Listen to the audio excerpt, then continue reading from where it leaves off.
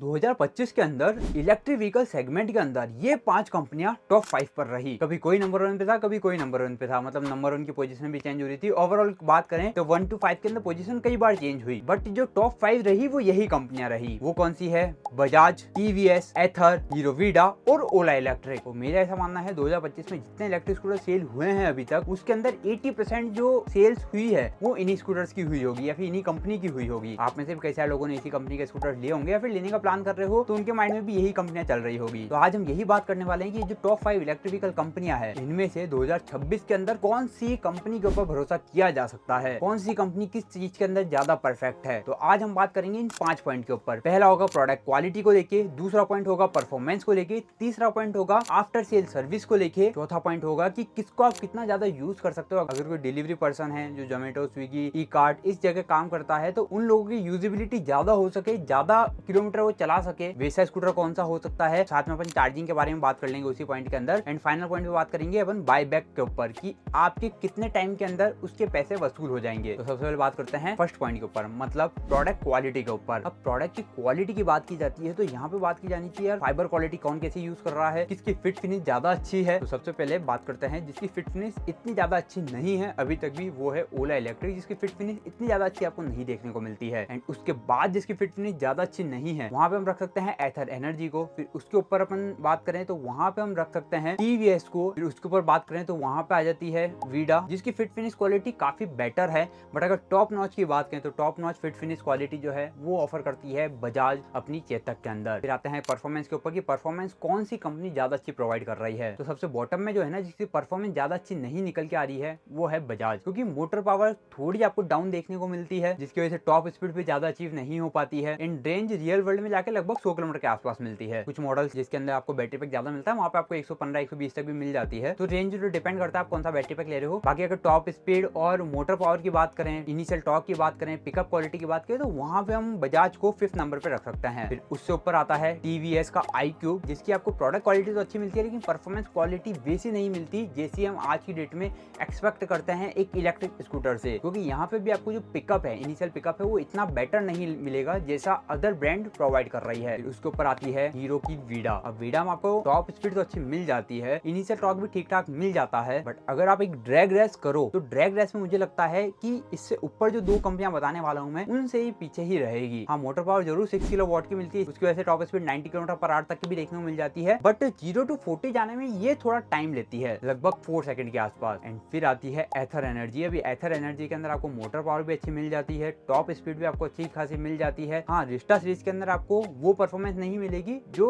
एथर की 450 सीरीज में मिलती है, बट यहाँ पे जो आपको मोटर मिल रही है ना, वो मोटर काफी ज्यादा रिलायबल है। मतलब जो आपको बेल ड्राइव मोटर मिल रही है वो काफी ज्यादा रिलायबल है टीवीएस की हब मोटर से या फिर वीडा और चेतक की साइड माउंटेड मोटर से। एंड फिर टॉप पे मैं जिसको रखना चाहूंगा परफॉर्मेंस में, वो है ओला इलेक्ट्रिक। अभी ओला इलेक्ट्रिक का नाम काफी चीजों में खराब है, बट परफॉर्मेंस के मामले में अगर आप किसी से भी पूछोगे तो वो सब यही बोलेंगे यार परफॉर्मेंस तो टॉप नॉच है। जो इसका पिकअप है, जो इसका एक्सीलरेशन है, वो काफी तगड़ा है। जो मोटर से पावर प्रोड्यूस होती है वो भी काफी जबरदस्त इसमें देखने को मिलती है, क्योंकि इसके अंदर पीक पावर 11 किलो वॉट तक की देखने को मिलती है। आज की डेट में जो ओला S1 प्रो आ रहा है, प्रो प्लस के अंदर तो 13 किलो वॉट तक की पीक पावर है। एंड टॉप स्पीड भी यहाँ पे जो आपको ऑफर की जाती है 125 किलोमीटर पर आवर तक की टॉप स्पीड ऑफर की जाती है, जो कि इस सेगमेंट के अंदर अभी तक जितनी भी कंपनी आ रही है वो भी ऑफर नहीं कर रही है। फिर आया था थर्ड पॉइंट के ऊपर, वो है आफ्टर सेल सर्विस। तो आफ्टर सेल सर्विस के अंदर आप सबको पता है नंबर 5 पे कौन सी रहने वाली है, ओला इलेक्ट्रिक। सर्विस की हालत काफी ज्यादा खराब है, लोग सर्विस से रिलेटेड ही परेशान है, प्रोडक्ट को लेकर परेशान नहीं है, प्रोडक्ट की क्वालिटी को लेकर परेशान नहीं है, सबको यही प्रॉब्लम है कि यार ये सर्विस अच्छी नहीं है। इसी वजह से इनके सेल्स फिगर भी कंटिन्यूसली 2025 में आपको डाउन ही देखने को मिले थे। तो हाँ, ओला को अपनी सर्विस पे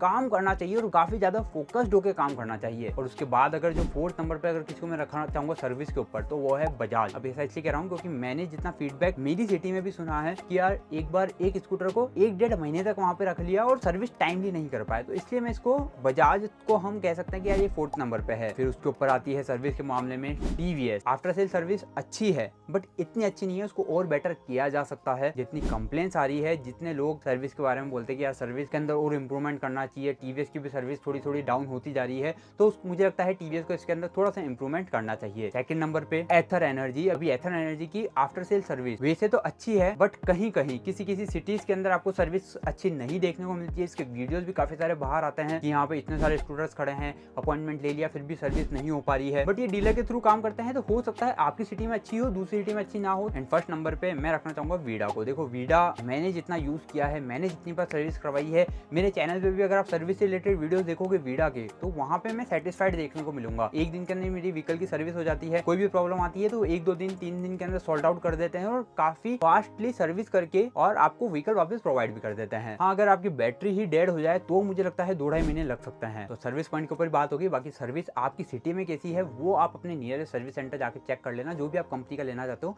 फिर जाके फाइनलाइज करना। अब लेते हैं यूजेबिलिटी या फिर चार्जिंग पॉइंट वाला ऑप्शन। अब देखो यूजेबिलिटी की बात करें तो सारे व्हीकल्स के अंदर आपको फ्लैट फुटबोर्ड मिल जाता है, बूट स्पेस भी साइज अच्छा खासा मिल जाता है, लगभग 27 लीटर से लेके 35 लीटर तक। एंड सीट लेंथ भी सबके अंदर आपको ठीक ठाक मिल जाती है कि 2 जने कंफर्टेबली बैठ के जा सकते हैं। तो यूजेबिलिटी के मामले में तो सब इक्वली है। हाँ, किसी के अंदर आपको फिजिकल की मिलती है तो ज्यादा ईजी, ज्यादा कन्वीनियंट है, किसी के अंदर आपको डिजिटल की मिल रही है, किसी के अंदर आपको फॉब की मिल रही है, तो वो आपकी चॉइस है कि आपको क्या पसंद आता है। बट हाँ, अगर चार्जिंग पॉइंट की बात करें तो चार्जिंग के अंदर मैं जिसको 5th नंबर पे या 4th नंबर पे रखना चाहूंगा, तो किसी को भी रख लेना। तो यहाँ पे बजाज चेतक और टीवीएस ये दोनों लगभग इक्वली है, क्योंकि दोनों को आपको सिर्फ घर पे ही चार्ज करना पड़ेगा और घर पे चार्ज करने के आपके 4 से 5 घंटे मिनिमम लग जाएंगे। तो जो डिलीवरी बॉयज है वो रेगुलरली ज्यादा इसको यूज नहीं कर पाएंगे। बट हाँ, अगर आप एक घर के हिसाब से ले रहे हो कि यार रोज का हमारा ट्रेवल 50-60 किलोमीटर है, हमारा ऑफिस आना जाना ही है, हम नाइट में घर पे चार्ज कर लेंगे, तो वहाँ पे आप चेतक और टीवीएस को चूज कर सकते हो। बट जो डिलीवरी बॉयज है जिनको थोड़ा फास्ट चार्जिंग ऑप्शन भी चाहिए, तो वहाँ पे मैं अगर 3rd नंबर पे बात करूँ तो मैं ओला को रखना चाहूंगा। ओला क्यों? क्योंकि ओला के कुछ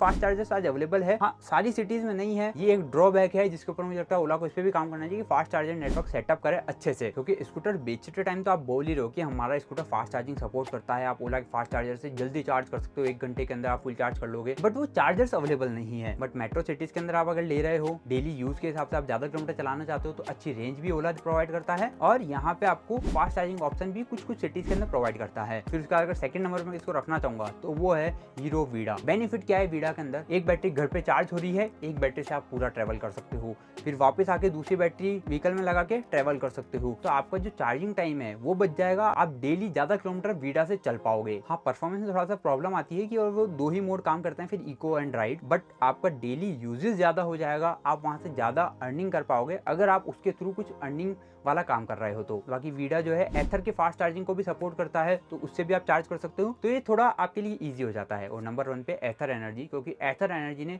सच में चार्जिंग में काफी अच्छा काम किया है। मेरी सिटी जिसका रेडियस में बताऊं ना तो 6-7 किलोमीटर के आसपास का ही होगा, ज्यादा बड़ी सिटी नहीं है, बट यहाँ पे भी आपको 7 से 8 एथर के फास्ट चार्जर देखने को मिलते हैं। दैट्स व्हाई एथर नंबर 1 है ज्यादा यूजेबिलिटी के मामले में। तो आप एथर को एक दिन में 200, 250, 300 किलोमीटर तक भी चला सकते हो। एंड फिर फाइनल पॉइंट आता है बाईबैक का, मतलब आपने जितना पैसा लगाया है आप कितने टाइम में रिकवर कर लोगे। अब देखो, आप 50,000 किलोमीटर अगर 3 साल में चला रहे हो तो मुझे लगता है आपके पैसे सारे वसूल हो जाएंगे। फिर व्हीकल आप 1,30,000 तक का भी ले लो, 1,40,000 तक का भी ले लो, तब भी चल जाएगा। बट अगर आप 3 साल में 50,000 किलोमीटर नहीं चला पा रहे, आप चला पा रहे हो 30,000 किलोमीटर तक ही, तो मुझे लगता है आपको वो स्कूटर लेना चाहिए जिसकी प्राइस 1 लाख के आसपास हो। क्योंकि हमारे माइंड में ये चीज क्लियर होनी चाहिए, आप जो भी स्कूटर ले रहे हो, जिस भी प्राइस का ले रहे हो, क्योंकि यहाँ पे भी हर कंपनी के पास हर प्राइस सेगमेंट में है, आपको 90,000 से लेके 1.5 लाख तक के, 2 लाख तक के स्कूटर देखने को मिलता है। तो माइंड में ये चीज क्लियर रखो कि हम 3 साल में, या फिर हमारा डेली यूजेस कितना है, और हम 3 साल या फिर 4 साल मैक्सिमम, या फिर जितनी कंपनी वारंटी ऑफर कर रही है उतने टाइम के अंदर क्या हम अपने पैसे का फुल यूज कर पाएंगे, जितना हमने पैसा इन्वेस्ट किया है इस स्कूटर के ऊपर